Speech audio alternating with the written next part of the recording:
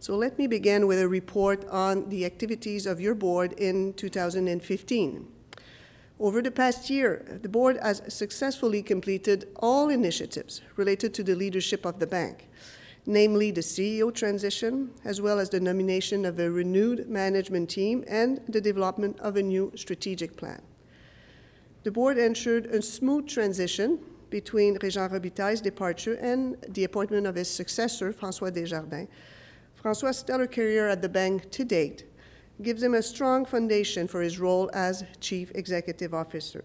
The board is confident that under François' leadership, our organization will be successful in its transformation while continuing to deliver good financial results. In 2015, the Board of Directors also actively participated, along with the renewed management team, in the adoption of the bank's new strategic plan. The renewed partnership between the management team and the board is vital to Laurentian Bank's ability to successfully carry out its transformation, stimulate growth, and create long-term value for its shareholders. The board remains committed to advise and support the executive team in the transformation of the bank and will closely monitor the advancement of the strategic plan.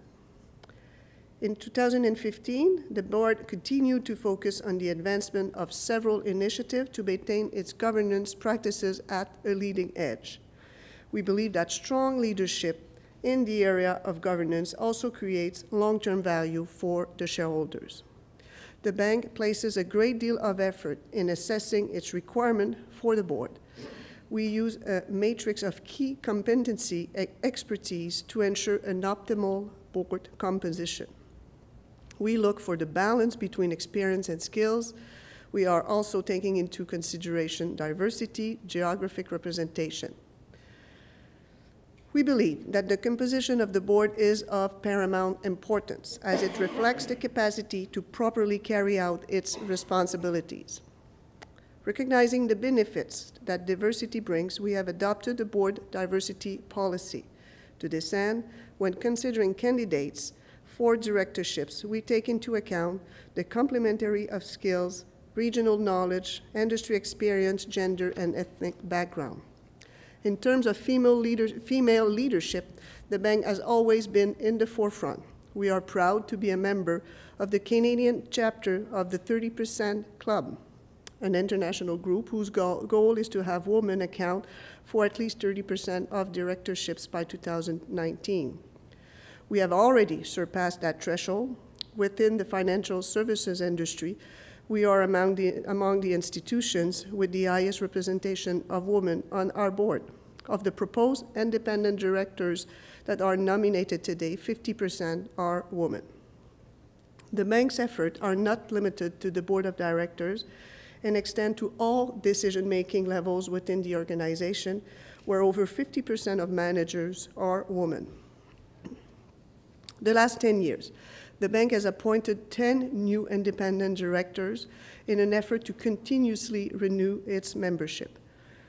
The only non-independent director is the president and CEO. The process for nominating directors is driven by the Human Resources and Nominating Committee and is independent for management. Today's meeting includes amendments to the bank's general bylaws, starting with the repeal of cumulative voting. Rarely used in Canada today, it's a legacy of when one shareholder was able to own more than 10% of the votes attached to our common shares, and required then under the Bank Act the adoption of cumulative voting for the election of directors. This situation no longer exists, and consequently our bylaws needs to reflect the new reality. In addition, the Board of Directors amended the bank's general bylaws to provide for a variable number of directors to be elected each year, with a minimum of 7 directors and a maximum of 13. This change will allow the board to be more flexible and proactive. Other amendments are proposed today, which are more technical in nature and are explained in our proxy circular. The 11 nominees proposed for the election of the board this year are current directors of Laurentian Bank. They bring with them experience, competencies needed for the board to fully perform its duties.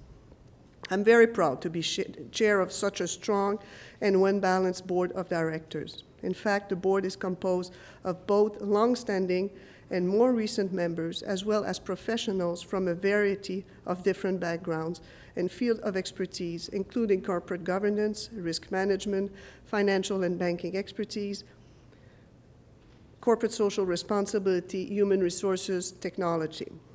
I would like to thank all of our directors for their leadership and hard work over the past year. Take this opportunity to emphasize the excellent work of the board's 3 committees on matters that are essential to the bank's effective management. The Audit Committee chaired by Richard Bélanger, the Risk Management Committee chaired by Michel Labonté, as well as the Human Resources and Corporate Governance Committee led by Jean Bazin. They all have devoted a great deal of effort and energy again this year to in their respective spheres of responsibility. 2 of our current directors are not standing for re-election after long and distinguished careers to the board of directors. They are Jean Bazin and Pierre Genet. We have had the good fortune to be able to draw on Jean's experience for 24 years and on Pierre for over 10 years. Their skills and abilities have always been appreciated. I would like to express my sincere gratitude to Jean and Pierre for their invaluable contribution to the success of the bank. And on behalf of the board, all employees, I would like to thank them for their dedicated service.